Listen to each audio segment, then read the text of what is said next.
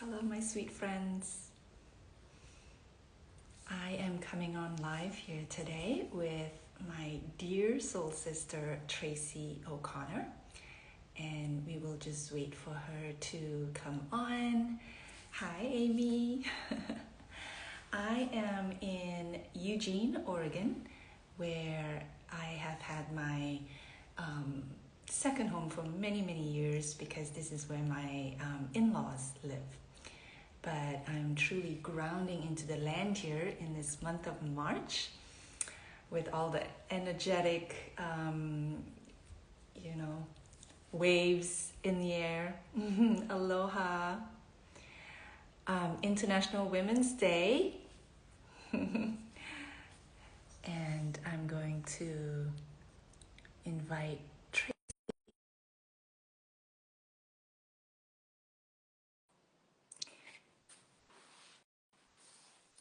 She's going to be on in a second.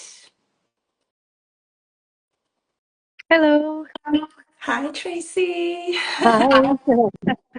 I, hang on 2 seconds. I can't see you.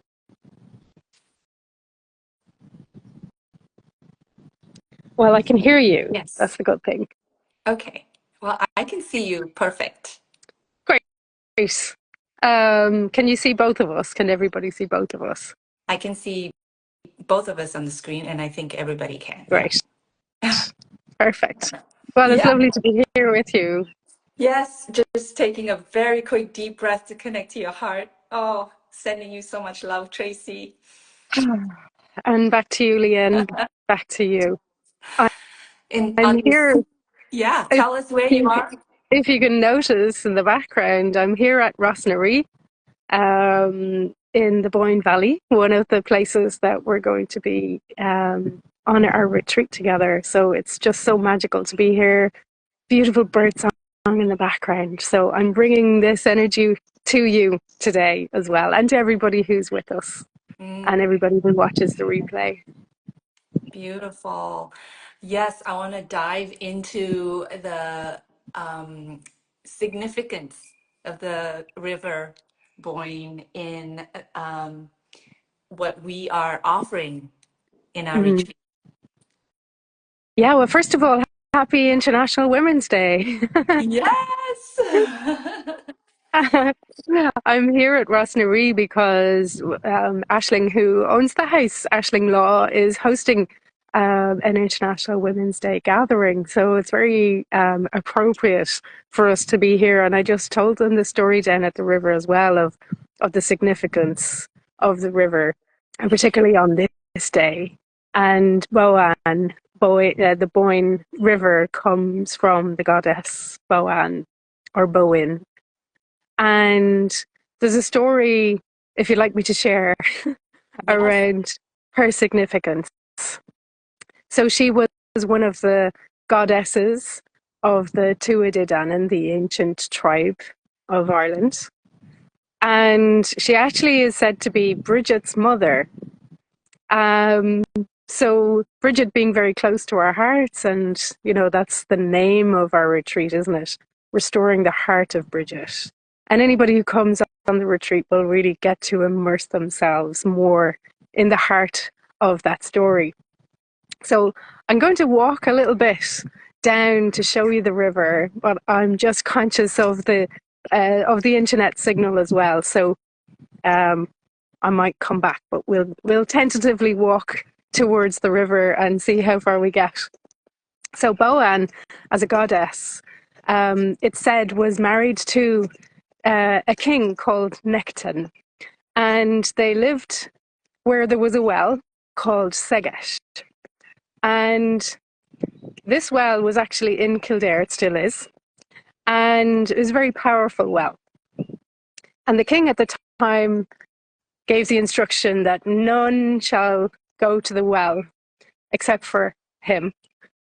Sound familiar?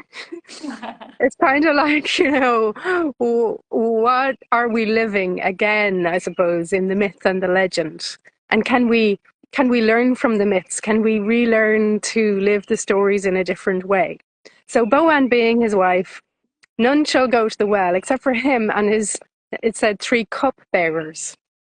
And Boann, with her dog Dabila, went to the river and walked around it 3 times clockwise. And it said in the story, in the history, that because she disobeyed him, the well rose up and carried her and her dog out to sea whilst dismembering her. So she lost an arm, she lost an eye, she lost a leg.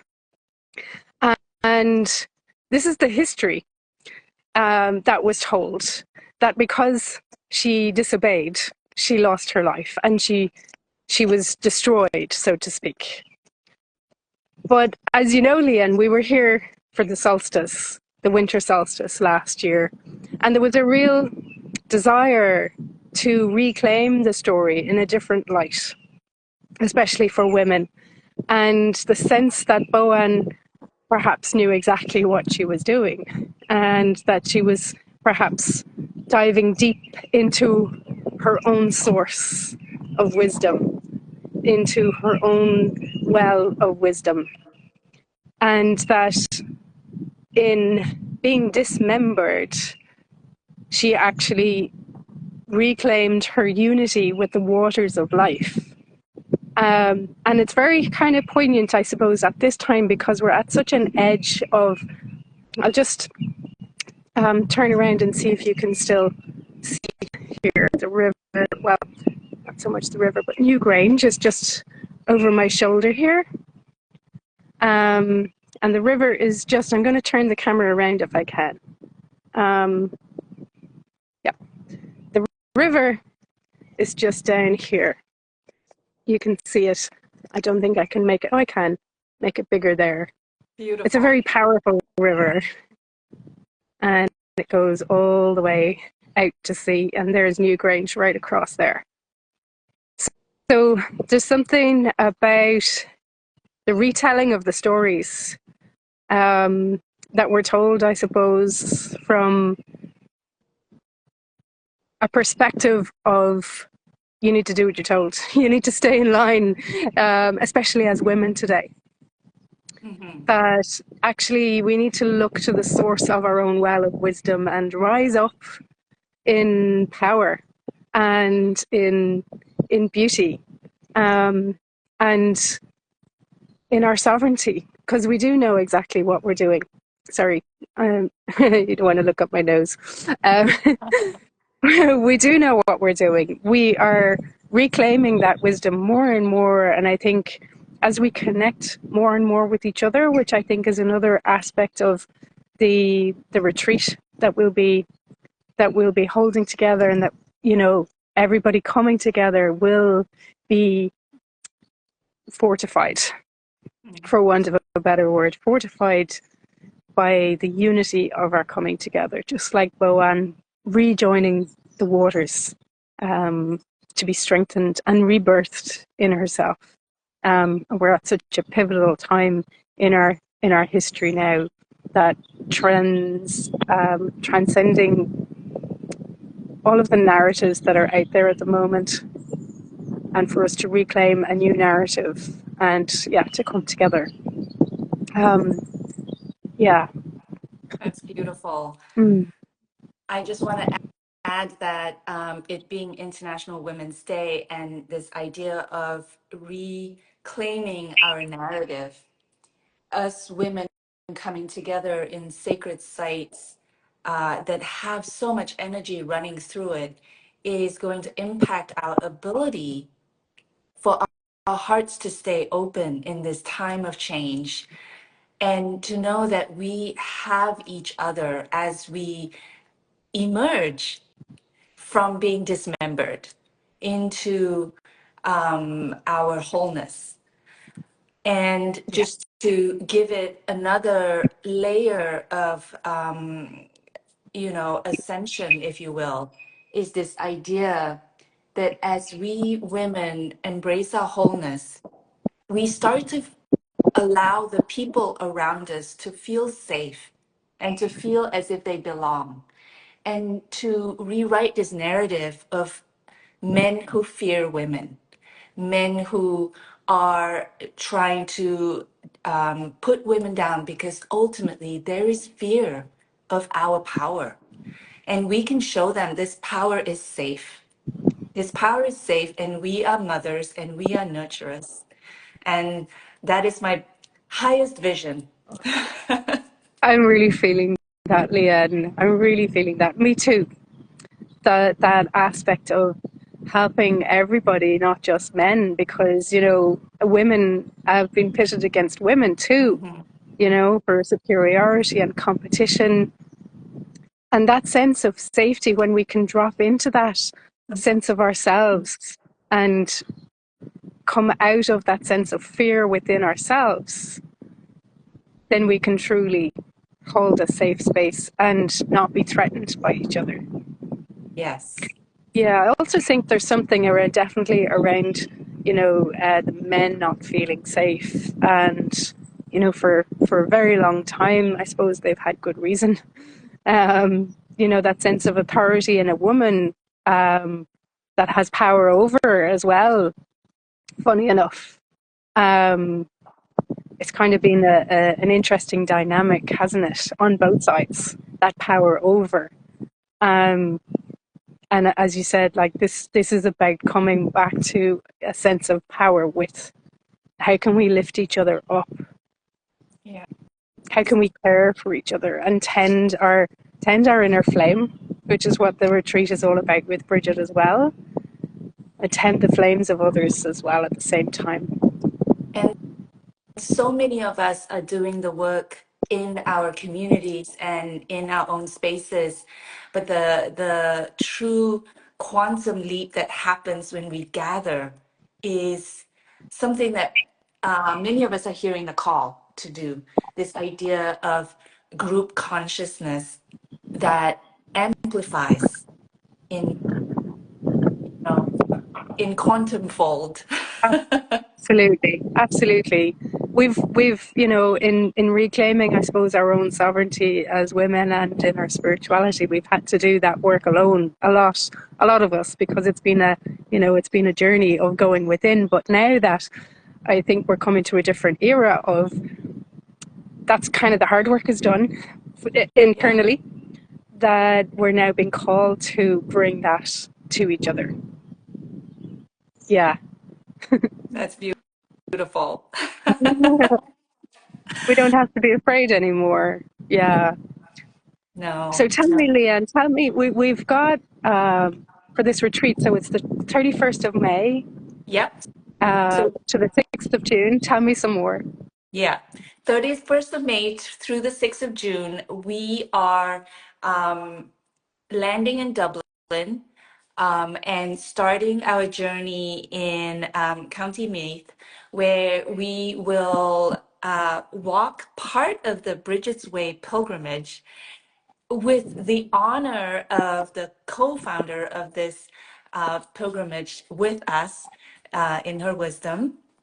And it's going to be a beautiful walk on out in nature, and we'll have some rituals and ceremonies along the way, storytelling by dear Treacy, and really connecting with the essence of what it means to tend to the flame in our hearts, to restore the heart of Brigid, Brigid being an aspect that each of us holds, that is truly coming up for so many of us in the world now, especially for those that have an ancestral tie to Ireland, or even a spiritual tie to Ireland, like I do. Yeah, absolutely. And yes, and we walked to the Hill of Tara, which I had the most amazing time there in August last year, 888, where I was privileged to be welcomed into the sacred land by Treacy herself. And I literally melted into a pool of tears. Oh, And merged with the land through the waters that I offered. It was beautiful. We had a real connection to the energy nodes there. And so we will be doing a lot of sacred site visits, the Hill of Tara being one of them.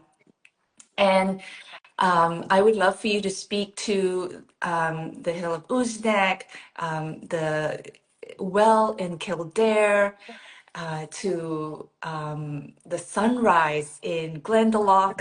Sorry, can you still hear me? Yes, I can hear you. Because the I'm ladies just, are coming behind me, so I'm just going to move a little bit. yes. And the magical forests of the Wicklow Mountains. We have so much in store.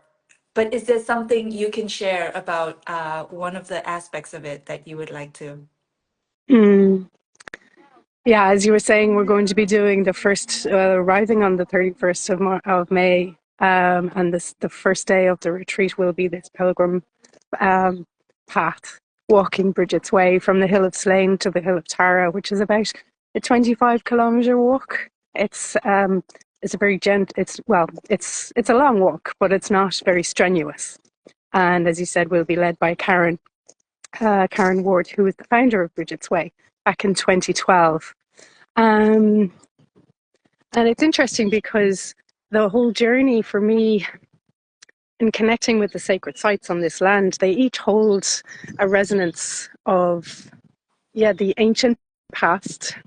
So as we journey through each of the sacred sites to the Hill of Ishnok, where it said that Eru is buried, and Eru being the goddess of Ireland, where Ireland gets her name, Era, goddess of sovereignty, connecting in with Kildare, with Brigid, connecting in with we'll be finishing in Glendalough, which is the most beautiful valley that I can only describe as being a womb space of being held in the deep mother space. Mhm. And through the different sites and through the journey, it feels to me like we'll be reclaiming parts of ourselves, like a journey of self-discovery through what's known as Ireland's ancient East. But we'll also, I feel, these sites being connected with the different goddesses and the different archetypes of the goddesses will be activated very much, as you said, into this heart energy in ourselves, but that I feel we'll also be activating the light on the land as well, because Ireland has been a land of invasions for many, many years. There's a lot of light held within this land, and there's been a lot of oppression. There's been a lot of bloodshed. There's been a lot of trauma on the land as well. And I feel in coming together as we are, that we're also going to be reactivating the power of these sacred sites. Possibly, who knows? But I have just a sense that's a possibility. Yeah, that's a possibility. And it's truly an honor to be able to come together and do this work, not just for ourselves, but we're doing it for the land, not just for the land, but because of Ireland's position within the world stage. That everybody's connected somehow to Ireland. Everybody's connected somehow, with St. Patrick's Day. Everywhere is lit up in green, and potentially the heart chakra or the higher heart chakra of the world. So in activating the sites here, we're potentially activating more light on the planet. Who knows? Might be just making it up, but it feels very strong in me, and I think one of the things that I might be here to do. So I really want to thank you, Leanne, and Carmela, who couldn't join us today, for calling this forth in me and in Ireland as well. Really grateful, and for all who are coming. We have 7 places booked now. There's another, how many, Leanne? 4 places available. Yes, we Is that have. right? Yep. Yeah. Hmm. So I'd really love to invite anybody whose heart is called to walk with us on this journey, to not hesitate and to reach out. And I know the link is in my bio, and I'm sure it's in yours as well, Leanne. We can post a link in the comments here afterwards as well. Yeah. Uh, just want to really affirm what you said too. It's not just going there for ourselves or just our community. It's really to offer something back to Ireland, because she has a very important role to play in this time of change. And you were right. Everywhere in the world, we are celebrating festivals that have originated in Ireland. And we don't sometimes don't understand that or don't know that. But within us, there is a cultural consciousness that connects to Ireland through these festivals. Would you agree? Oh, true. And, you know, we tend to forget how important Ireland is because we've kind of belittled ourselves so much, like belittled ourselves so much that, you know, we've become leprechauns and fairies in the consciousness in a way. And the Tuatha De Danann, the great race of beings, uh, part human, part divine, who lived here about 5,000 years ago or whatever. We really don't know. Um, they were great beings. They were very tall beings, apparently. And again, this isn't, it's written in the stories a long time afterwards because our tradition was a very oral tradition. But we have a sense of them being a very great, tall race of beings. And in the mythology, it's like their significance in the story of how the Tuatha De Danann, I suppose their rule came to an end in Ireland, was handed over to the Milesians who came from Spain, King Miel. And you're in Spain. Well, you're not at the moment, but you're living in Spain, which is interesting. Um, when when that power was passed from the Tuatha De Danann to the Milesians, it said that the Tuatha De Danann went underground, and that the Milesians held power over on top of the land. And there's a couple of different variations. I won't go into the whole story, but there's a sense that in going underground and becoming small, it's like they held the knowledge and the wisdom and the power beneath the surface until we were ready to hear it again, until we were ready for it to re-emerge. And we kept it alive, and even Walt Disney kept it alive for us as well, in the sense of the fairies and those stories, the leprechaun and etc. So we kind of, you know, in ourselves became smaller, and we forgot our power. I suppose as we all have, we've become we forgot our power and we've become small, and it's time for us to rise up again, not with a power in the head, but with a power in the heart, as you say. And for me, that sense of the leprechauns and the fairies really held that sense of power in the heart. That, you know, when you point to magic, when you point a wand at something, their intention was to point it in the direction of your dream, but it would only become manifest if you really had it held in your heart rather than something that was coming from your head. So thank you for reminding us. And that, for me, was really reactivated as well at the 888 at Tara. When you came over and there was 150 beautiful, beautiful souls who helped to reactivate the sense of abundance that Ireland has rather than that sense of scarcity and lack. And for us to be able to shine that light out to the world. And shine that for everybody, to activate that in everybody. I think we have that power to do Yes. that as well. So thank Beautiful. you. Yes. And just to wrap it up by saying, as you said earlier, that we trust that ultimately we know what we're doing. And this is the time for that wisdom to arise again.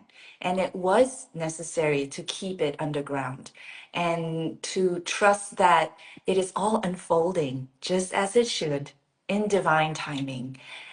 Absolutely connected to our retreat at this time, and the people and the souls that show up have been invited and will respond. Absolutely. I have no doubt about that. And that in itself, in International Women's Day as well, it's a sense of reclaiming a sense of trust and our beingness that, in the old way, we would have been pushing marketing out and, worrying about have we got enough people. And this new sense of being in the feminine is just allowing and trusting that, we don't have to do anything. It's there. Send the message out, and those who are called will come. Yes. So yeah, and we look forward to receiving everybody as well. Hmm. Well, thank you so much, Tracy, for coming to us live from Rosemary House, which is one of Yeah, the places we will be going to spend a day at. Beautiful, beautiful, sacred site with so many stories yeah, that will be shared while we're there.